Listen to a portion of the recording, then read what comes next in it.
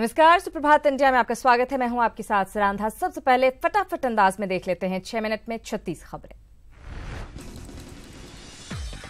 प्रधानमंत्री नरेंद्र मोदी आज मन की बात कार्यक्रम करेंगे। मन की बात कार्यक्रम का प्रसारण सुबह 11 बजे से होगा। मन की बात कार्यक्रम का ये 37वां संस्करण होगा। प्रधानमंत्री नरेंद्र मोदी आज कर्नाटक के दौरे पर रहेंगे। वो यहां श्री मंजुनाथेश्वर मंदिर में पूजा करेंगे। पीएम यहां एक जनसभा को भी संबोधित करेंगे। पीएम राज्य में प्रधानमंत्री जन धन योजना के खाताधारकों को सांकेतिक रूप से 10 लाख से अधिक रुपए कार्ड वितरित करेंगे। प्रधानमंत्री कर्नाटक दौरे के दौरान बीदर जाएंगे और बीदर कलबुर्गी रेल लाइन का उद्घाटन करेंगे। पीएम के आगमन को लेकर बीदर में जोर शोर से तैयारियां की जा रही हैं। बीदर स्टेशन को सजाया गया है। बीजेपी कार्यकारिणी की बैठक पहली बार आज जम्मू कश्मीर में होने जा रही है। डल झील के किनारे होने वाली इस बैठक में केंद्रीय मंत्री जितेंद्र सिंह समेत कई बड़े नेता शामिल होंगे। 2020 में होने वाले जम्मू कश्मीर विधानसभा चुनाव को देखते हुए बीजेपी की ये बैठक बेहद अहम मानी जा रही है। हिमाचल प्रदेश के चुनाव के लिए बीजेपी आज विजन डॉक्यूमेंट जारी करेगी। केंद्रीय वित्त मंत्री अरुण जेटली शिमला में विजन डॉक्यूमेंट जारी करेंगे। इस मौके पर बीजेपी के बड़े नेता मौजूद रहेंगे। हिमाचल प्रदेश के आरके विधानसभा के 12 गांव के लोग वोट बहिष्कार करना चाहते हैं। इन लोगों ने प्रदूषण सहित कई समस्याओं पर राज्य मुख्य निर्वाचन अधिकारी को ज्ञापन भी सौंपा है। गुजरात विधानसभा चुनाव की सरगर्मियां तेज हो गई हैं। इस बीच नेताओं के बिगड़े बोल भी सुनने को मिल रहे हैं। मुख्यमंत्री विजय रूपाणी ने कांग्रेस उपाध्यक्ष राहुल गांधी को चमगादड़ों का नेता बताया, जिन्हें गुजरात में विकास दिखाई नहीं देता। प्रधानमंत्री नरेंद्र मोदी ने राजनीतिक दलों में आंतरिक लोकतंत्र पर चर्चा की अपील की। उन्होंने कहा कि देश के भविष्य के लिए पार्टियों के भीतर सच्ची लोकतांत्रिक भावना का विकास जरूरी है। पीएम बीजेपी मुख्यालय में दिवाली मिलन समारोह में ये बात कहते नजर आए। गुजरात में आतंकी पर गदर जारी है। बीजेपी नेता मुख्तार अब्बास नकवी ने इस मामले में अहमद पटेल के जरिए सोनिया गांधी और राहुल गांधी पर हमला बोला। नकवी का आरोप है कि कांग्रेस मामले की लीपापोती कर रही है। वहीं बीजेपी के आरोपों पर पूर्व वित्त मंत्री और कांग्रेस नेता पी चिदम्बरम ने करार वार किया है। चिदम्बरम ने कहा कि सीएम रूपाणी अपनी नाकामी छुपाने के लिए कांग्रेस पर बेबुनियाद आरोप लगा रहे हैं, जबकि सच ये है कि गुजरात में विकास का सच सबके सामने आ गया है। कांग्रेस नेता पी चिदम्बरम के जम्मू कश्मीर की स्वायत्तता के मुद्दे को लेकर दिए गए बयान पर सियासत तेज हो गई है। गुजरात में चिदम्बरम ने कश्मीर की स्वायत्तता को सही ठहराते हुए सरकार से क्षेत्रीय स्वायत्तता पर विचार करने की मांग की। कांग्रेस नेता पी चिदम्बरम के कश्मीर को आजादी वाले बयान की वित्त मंत्री अरुण जेटली ने निंदा की है और इसे राष्ट्रहित के खिलाफ बताया। जेटली ने कश्मीर समस्या को कांग्रेस पार्टी की देन बताया। केंद्रीय मंत्री स्मृति ईरानी ने भी चिदम्बरम के कश्मीर पर दिए बयान की निंदा की। स्मृति ने कहा कि चिदम्बरम ने भारत की एकता को टुकड़ों में बांटने की जो बात कही है वो पूरी तरह हैरान करने वाली और अफसोसजनक है।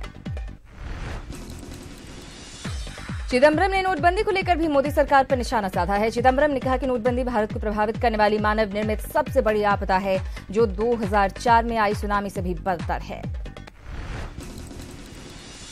वित्त मंत्री अरुण जेटली ने कर का भुगतान हर नागरिक का कर्तव्य बताया। उन्होंने इस व्यवस्था से बचने की बजाय इसका हिस्सा बनना देशभक्ति करार दिया। आज जीएसटी पैनल माइक्रो, स्मॉल और मीडियम एंटरप्राइजेस कंपनियों के प्रतिनिधि से मिल सकते हैं। जीएसटी पैनल उनसे इस संबंध में राय जानेंगे कि कैसे जीएसटी उनके लिए फायदेमंद हो सकता है।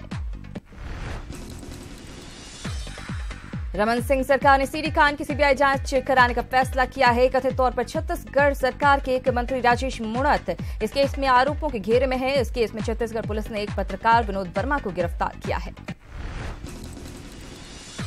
सीडी कांड में छत्तीसगढ़ के कांग्रेस प्रदेश अध्यक्ष भूपेश बघेल के खिलाफ भी केस दर्ज किया गया है। कांग्रेस का आरोप है कि मंत्री को बचाने के लिए सीडी कांड की आवाज उठाने वाले हर शख्स के खिलाफ रमन सरकार बदले की भावना से कार्रवाई कर रही है।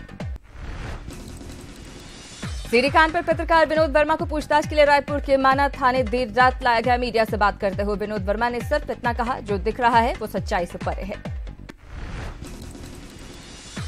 इधर सीडी कांड पर आरोपी मंत्री राजेश मूणत ने फंसाने की साजिश ऐसा करार दिया है और सीडी को फर्जी बताया है। उन्होंने कहा कि वो घटिया सोच की राजनीति नहीं करते हैं, इसके बजाय वो राजनीति से संन्यास लेना ज्यादा उचित समझते हैं। भोपाल में चल रहे विश्व हिंदू परिषद बजरंग दल के राष्ट्रीय अधिवेशन में अयोध्या में राम मंदिर निर्माण, गौरक्षा और देश की आंतरिक सुरक्षा का मुद्दा उठा और तीनों मुद्दों पर प्रस्ताव पारित किया गया। दिल्ली में इन्फेंट्री डे सेलिब्रेशन मनाया गया। इस मौके पर जवानों ने एक से बढ़कर एक करतब दिखाए। कार्यक्रम में चीफ गेस्ट के तौर पर आर्मी चीफ बिपिन रावत मौजूद रहे। अहमदाबाद में सिविल हॉस्पिटल में 9 बच्चों की मौत हो गई। बच्चों की मौत किस वजह से हुई, अभी तक इसका पता नहीं चल पाया है। बच्चों की मौत पर कांग्रेस नेता शक्ति सिंह गोहिल ने गुजरात सरकार से जवाब मांगा है। नागपुर में कई मिलों में भीषण आग लग गई, जिससे करोड़ों रुपए का नुकसान हुआ है। छत्तीसगढ़ की राजधानी रायपुर में अंबुजा मॉल में लिफ्ट गिरने से 7 लोग घायल हो गए। सभी का इलाज नजदीकी अस्पताल में चल रहा है। हिमाचल के रामपुर में बस की खाई में गिरने से 4 लोगों की मौत हो गई, जिनके शव बाहर निकाल लिए गए हैं। इसमें और भी लोगों के मरने की आशंका जताई जा रही है। बस में करीब 40 लोग सवार थे। बिहार के रोहतास में जहरीली शराब पीने से मौत मामले में सीएम नीतीश कुमार ने रिपोर्ट तलब की है। इस मामले में 5 लोगों की मौत हो गई है, जबकि 4 शख्स की हालत गंभीर बनी हुई है। नेपाल के त्रिशूल नदी में बस गिरने से मरने वालों की संख्या बढ़कर 28 तक पहुंच गई है, जिनके शव नदी से निकाल लिए गए हैं। मरने वालों की संख्या और भी बढ़ सकती है। बस में 50 से ज्यादा लोग सवार थे। ये ट्रैवल बस नेपाल के बिहार बॉर्डर से काठमांडू जा रही थी। सोमालिया की राजधानी मोगादिशु में हुए बम ब्लास्ट में 14 लोगों की मौत हो गई। ये बम ब्लास्ट कार में हुआ। अमेरिका और नॉर्थ कोरिया में परमाणु हथियारों के बगैर युद्ध छिड़ने पर कई लाख लोगों के मारे जाने की आशंका है। अमेरिकी think tank Congress and research service की रिपोर्ट के मुताबिक युद्ध की स्थिति इतनी भयावह होगी कि पहले ही दिन 3 लाख लोग मारे जा सकते हैं। एक लंबी लड़ाई के बाद स्पेन से आजादी पाने वाले कैटेलोनिया की खुशी चंद घंटों में काफूर हो गई। स्पेन के पीएम ने कैटेलोनिया की संसद को भंग कर उप प्रधानमंत्री को वहां का नियंत्रण सौंप दिया है। नॉर्थ कोरिया ने अप्रत्याशित कदम उठाते हुए साउथ कोरिया की फिशिंग बोट और उसके 10 मछुआरों को वापस लौटा दिया। ये मछुआरे गलती से नॉर्थ कोरिया की सीमा में घुस आए थे। साउथ कोरिया ने इसे तनाव खत्म करने की दिशा में नॉर्थ कोरिया की अच्छी पहल बताया है।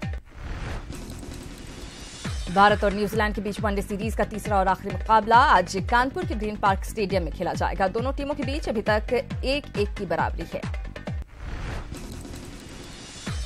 अंडर 17 फीफा वर्ल्ड कप के फाइनल में इंग्लैंड ने स्पेन को 5-2 से हराकर जूनियर विश्व कप अपने नाम कर लिया है। यह पहला मौका है जब इंग्लैंड ने जूनियर विश्व कप का खिताब अपने नाम किया है। बॉलीवुड एक्ट्रेस विद्या बालन ने सिनेमाघरों में राष्ट्रगान बजाए जाने पर विरोध जताया है। विद्या ने कहा कि देशभक्ति की भावना को किसी पर थोपा नहीं जा सकता। दक्षिण भारतीय फिल्मों के महानायक रजनीकांत और अक्षय कुमार की आने वाली फिल्म 2.0 ने रिलीज के पहले ही करीब 200 करोड़ की कमाई कर ली है। फिल्म के सैटेलाइट राइट्स 110 करोड़ रुपए में और थिएट्रिकल राइट्स 80 करोड़ रुपए में बिके हैं।